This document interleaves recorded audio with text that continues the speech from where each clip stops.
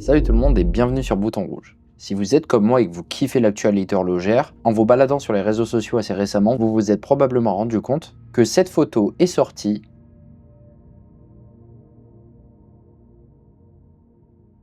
Bernard Arnault, actionnaire principal de LVMH, et Thierry Stern, CEO et propriétaire de Patek Philippe, ensemble, dans un restaurant 3 étoiles, le restaurant Davitorio. Et tout ça, malheureusement pour eux, n'est pas passé comme une lettre à la poste. On est en droit de se demander si ça aurait des implications, des conséquences, des scénarios possibles, si en fait, LVMH souhaiterait faire l'acquisition de Patek Philippe, cette maison horlogère historique, indépendante. Alors comme vous avez pu le voir dans mes vidéos avec Olivier, on est allé chez Patek, on a beaucoup adoré, et Patek c'est une maison indépendante, ils font de l'artisanat, ça a toujours été une maison familiale.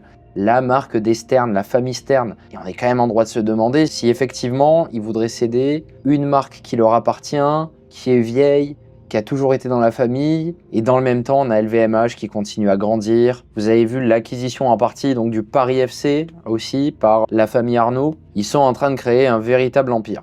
Et comme je vous le disais, de l'autre côté, on a Thierry Stern qui a déclaré il n'y a pas si longtemps que ça que la maison n'était pas à vendre, mais qu'une alliance n'était pas à exclure d'ici 20 à 50 ans. Alors la question qu'on a en droit de se poser, c'est qu'est-ce qui se passerait donc si LVMH avait le pouvoir de racheter Patek et qu'un rachat était mis en place?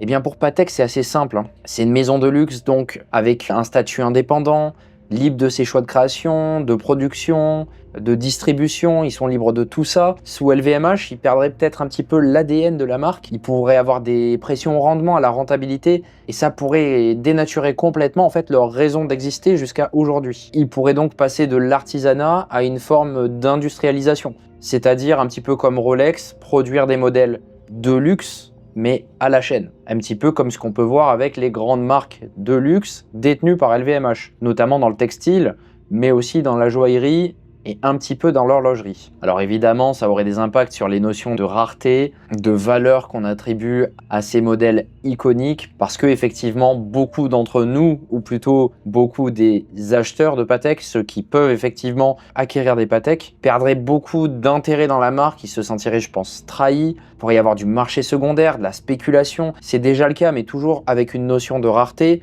Si demain les Patek viennent à être produites en masse, quelle valeur accorderait-on à tout cela et est-ce que ce serait pas un petit peu de la valeur artificielle? Et bien sûr, quand on parle d'ADN, des transitions de ce type au niveau de la direction, c'est un petit peu perdre ce qui fait que la société a bien marché jusqu'ici. Maintenant, pour l'industrie horlogère globalement, l'industrie du luxe, ça pourrait avoir des conséquences qui ne sont pas forcément à voir de manière négative et que je vais vous présenter tout de suite.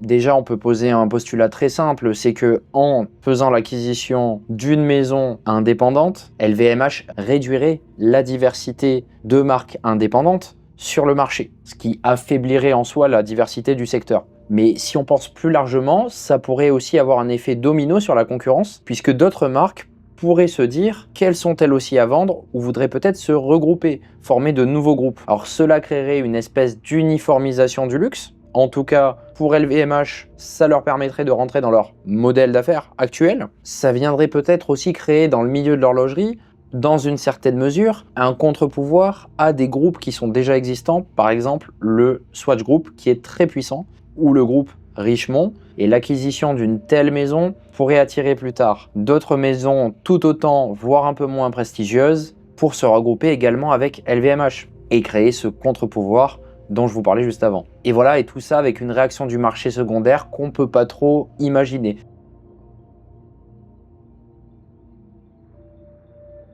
Alors maintenant, si on parle des scénarios que j'imagine possibles, c'est d'abord du plus ou moins probable que Patek garde son indépendance, mais qu'il fasse des partenariats ponctuels avec certaines marques du groupe LVMH, ou du co-marketing pour apparaître sur les lieux clés où distribue le groupe LVMH, de manière un petit peu plus spéculative. On pourrait imaginer aussi que LVMH fasse un rachat partiel de Patek Philippe, mais pourquoi faire? Peut-être pour voir Patek un petit peu comme un espèce de trophée, c'est-à-dire qu'il ne prendrait pas les rênes, il les laisserait manœuvrer et il prendrait des parts du capital. C'est un scénario possible si effectivement il vient à y avoir une alliance entre la famille Arnault et la famille Stern. Il y aurait aussi un scénario tout autant probable que le premier, c'est que la famille Stern, face à ce buzz, refuse catégoriquement de faire un partenariat et l'annonce dans les médias pour continuer à pousser leur volonté d'indépendance dont ils ont toujours fait la promotion. Et peut-être même qu'ils voudraient par ce moyen rendre leur marque encore plus inaccessible aux yeux du grand public. Et un dernier scénario, celui-là le moins probable, serait qu'il y ait un espèce de rapprochement stratégique, sans rachat, en co-investissement, en sous-traitance. Mais encore une fois, est-ce que le groupe LVMH dispose des ressources suffisantes en horlogerie pour fournir des pièces de haute horlogerie à Patek? Encore une fois, c'est de la spéculation complète, ça ne risque pas d'arriver. LVMH, c'est pas exactement leur domaine.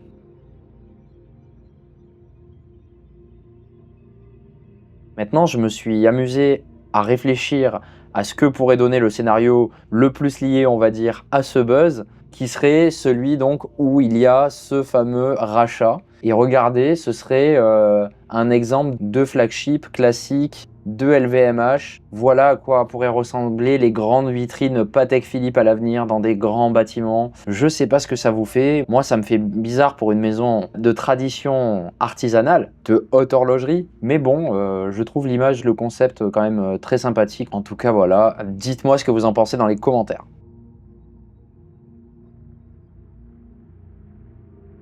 Alors bon, est-ce que c'est à prendre au sérieux? Qu'est-ce que LVMH aurait à y gagner? Comme je vous l'ai dit, une espèce de trophée incomparable dans le monde de l'horlogerie. Acquérir une marque qu'ils n'ont pas à leur catalogue et qui est aussi prestigieuse, ce serait véritablement un coup de maître. Surtout après le cash investigation qui vient de sortir sur Bernard Arnault, ça permettrait de célébrer une victoire supplémentaire dans l'empire Arnault qui ne fait que s'agrandir. Ça leur donnerait accès à un segment ultra haut de gamme. Alors on voit tout de suite la plus-value, hein. C'est très exclusif, c'est très rentable. Il y a un fort prestige, ça renforce la valeur perçue de leur portefeuille de marque. Et LVMH pourrait aussi créer des espèces de synergies industrielles entre le savoir-faire de Patek et d'autres besoins industriels, logistiques, marketing pour rationaliser encore plus leurs coûts et maximiser leurs marges.